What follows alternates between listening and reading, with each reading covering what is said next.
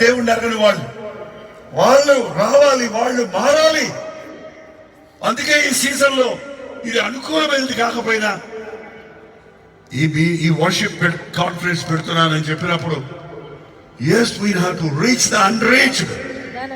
మీ churches disturb చేయడానికో చర్చిల్లో యవనస్తుల్ని తీసుకొని చర్చిలు పెడతానికో కాదండి.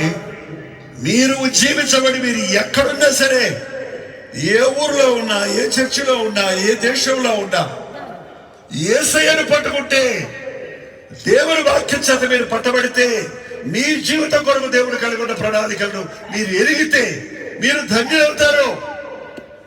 మీరు వేల మందికి ఆశీర్వాదకరంగా మారుతారు. ఈ రోజున అటువంటి జీవితం, అటువంటి ఆశతో మీరు ఇక్కడ కూర్చుంటే ప్రభు మీతోనే మాట్లాడుతున్నాడు. ఇప్పటికే పలు విధములుగా మాట్లాడుతూ ఉన్నాడు. దేవునికి మీ హృదయం సమర్పించుకోండి. ఒక నిర్ణయం చేసుకోండి. దేవునితో మీ లెక్కలు సరి చేసుకోండి. మీ హృదయాన్ని దేవునితో సరి చేసుకోండి.